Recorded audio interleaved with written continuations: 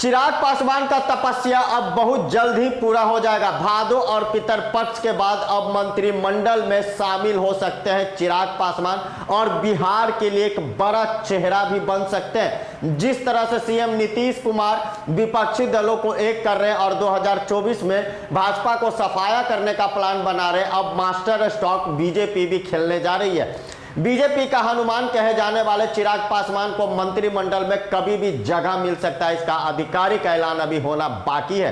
देखिए इस खबर। प्रधानमंत्री नरेंद्र मोदी को भगवान राम और खुद को उनका हनुमान बताने वाले सांसद चिराग पासवान की तपस्या जल्द पूरी हो सकती है। चिराग पासवान को केंद्रीय मंत्रिमंडल में शामिल करने को लेकर बातचीत फाइनल हो चुकी है। धार्मिक मान्यताओं के तहत भादो एवं पितरपक्ष के कई शुभ काम नहीं होता, इसलिए इसके बीत जाने का इंतजार किया जा रहा है। हालांकि इस मामले में बिहार के भाजपा नेताओं ने कहा कि यह पूरा मामला केंद्रीय नेतृत्व का है, लेकिन लोक जनशक्ति पार्टी के तरफ से चिराग की होने वाली ताजपोशी की खबर पर मुहर लगी है। नीतीश कुमार के एनडीए में अलग होकर महागठबंधन में रथ पर सवार होते ही भाजपा बिहार में अकेले हो गई थी। जदयू के नुकसान की काफी हद तक भरपाई रामविलास पासवान की पार्टी और उनके बेटे चिराग पासवान ही कर सकते थे। पुराने सहयोगी होने के बजाय चिराग पासवान को एनडीए में आने से कोई परहेज नहीं था, लेकिन कुछ शर्त भी थी। भाजपा ने आधिकारिक शर्त को मान लिया है। सबसे बड़ी शर्त चिराग पासवान का चाचा और केंद्रीय मंत्री पशुपति पारस को एनडीए से बाहर का रास्ता दिखाने की थी। हालांकि इस बात पर बनी रही, दोनों तरफ से सीनियर लीडरशिप इस तरह कुछ बोल नहीं रही है। लोक जनशक्ति पार्टी के प्रदेश प्रवक्ता प्रोफेसर विनीत सिंह ने भी मान लिया कि चिराग पासवान के केंद्रीय मंत्रिमंडल में शामिल होने की खबर में पूरा दम है, बस सही समय का इंतजार है। अभी भादो का महीना चल रहा है, इसके बाद पितरपक्ष की भी शुरुआत हो जाएगी। इसके बाद निश्चित तौर पर खुशखबरी आएगी और फिर आधिकारिक तौर पर सबको इसकी जानकारी दी जाएगी।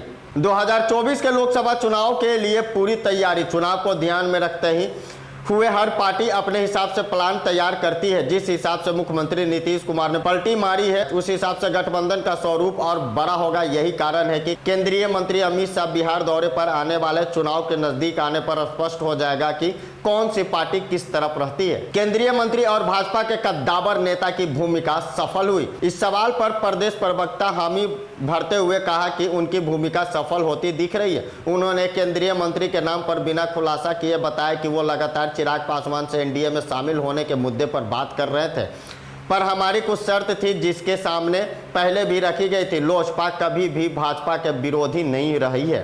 प्रधानमंत्री नरेंद्र मोदी चिराग पासवान के आदर्श है। मुख्यमंत्री नीतीश कुमार के दबाव में भाजपा का जो रवैया पिछले दिनों रहा, उससे हम लोग क्षुब्ध हो चुके थे। एनडीए नीतीश कुमार के चले जाने के बाद फिर से भाजपा की आंख खुल गई है।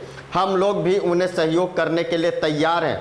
लोक जनशक्ति पार्टी के एनडीए का प्रमुख हिस्सा रही है। 2019 के लोकसभा चुनाव में लोजपा 6 सीटों पर जीती थी, वहीं वोट 8.02% मिल रहा था। रामविलास पासवान बिहार के 6% पासवान वोट के साथ दलितों के सबसे बड़े चेहरे थे। 8 अक्टूबर 2020 को उनके पिता का निधन हो गया। इसी तौर पर बिहार में विधानसभा चुनाव शुरू हो गया।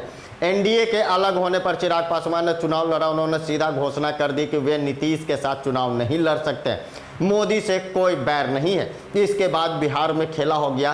तो आपने देखा कि भादो का इंतजार किया जा रहा था, उसके बाद चिराग पासवान का मंत्रिमंडल में ताजपोशी हो सकती है। यानी बीजेपी का हनुमान कहने वाले चिराग पासवान अब बीजेपी का साथ देंगे और बिहार में एक बड़ा खेला हो सकता है। सवाल यह भी है और कमेंट बॉक्स में आप कमेंट करें कि क्या बिहार में 2000 चुनाव की तैयारी में बीजेपी सीएम कैंडिडेट तो कहीं नहीं चिराग पासवान को बना सकती है।